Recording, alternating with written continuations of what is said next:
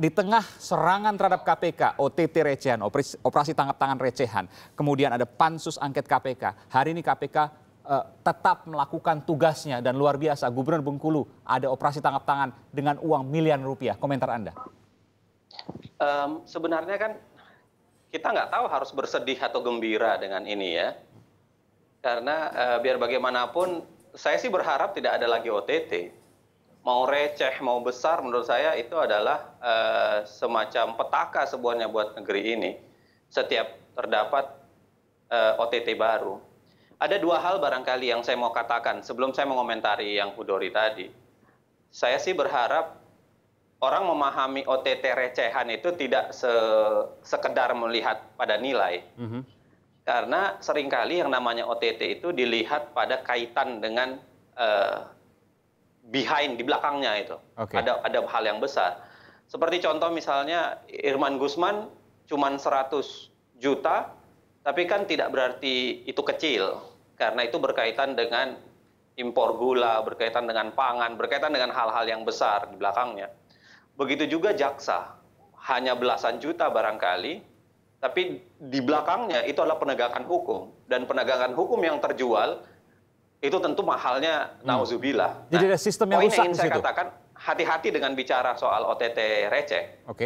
Yang kedua, soal angket KPK sendiri, saya bayangkan kan ini tekanan politik semata. Sudah jelas bahwa sasarannya tidak tepat, ya kan? Mirip nembak bebek pakai meriam, karena problem-problem yang sederhana ada di KPK barangkali bisa diselesaikan melalui RDP, rapat dengar pendapat, atau bahkan kita bisa juluki bahwa para anggota DPR ini melangkah berderap ke arah yang keliru dengan memaksa itu.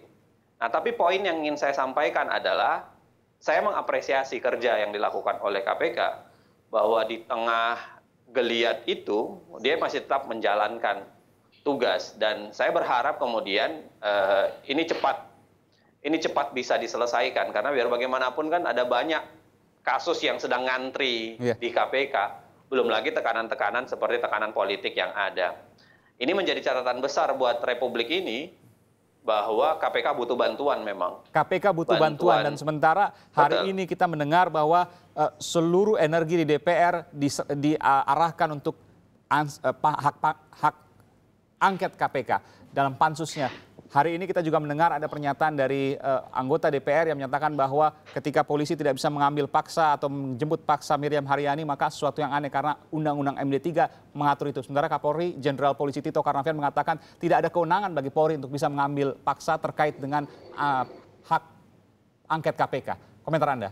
Iya, karena begini, saya melihat gairah DPR ini berbeda betul dengan gairah pemberantasan korupsi. Apalagi dikaitkan dengan IKTP, dikaitkan dengan banyaknya anggota DPR yang kena. Saya khawatirkan ini adalah bagian dari upaya untuk meredam percepatan pemberantasan korupsi. Dan inilah yang harus dilawan secara rame-rame. Yang kedua adalah, saya mau bilang adalah, memang berhati-hati bahwa itu kewenangan polisi untuk melakukan panggil paksa. Tetapi kan sesuatu yang dipanggil ini sedang masuk dalam proses peradilan. Jadi kalaupun ada kewenangan polisi, bukan berarti polisi bisa melakukan semua kewenangannya kan? Kan ada tata batas. Jadi ketika itu adalah bagian dari proses peradilan, dan proses peradilan memang membutuhkan catatan tertentu dalam proses untuk melakukan itu, tidak berarti bahwa kepolisian bisa menerabas itu juga. Anda menilai, Bung Uceng, bahwa angket KPK itu adalah serangan terhadap KPK? Saya begini ya, ada banyak alasan untuk mengatakan itu. Sebelum kesimpulan saya jelaskan itu. Yang pertama adalah jelas angketnya salah alamat. Tapi anggota DPR kan kayak malu tak gentar kan, maju aja terus gitu loh. Malu tak gentar. Jadi maju aja, kira-kira begitulah. Jadi maju aja terus.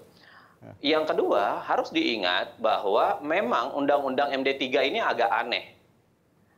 Kenapa kemudian mengatakan bahwa menjalankan undang-undang dan kebijakan pemerintah. Ada tafsiran yang dikeluarkan oleh Asosiasi Pengajar Hukum Tata Negara, menurut saya itu menarik. Karena kemudian mengatakan seharusnya penafsirannya satu napas. Tapi di lain sisi, anggota DPR ini kan tetap kekeh untuk mengatakan bahwa itulah pintu masuk untuk masuk ke lembaga negara seperti KPK. Nah, bayangan saya memang aneh kalau kita paksakan angket ke KPK, karena di ujungnya kan rekomendasi. Iya.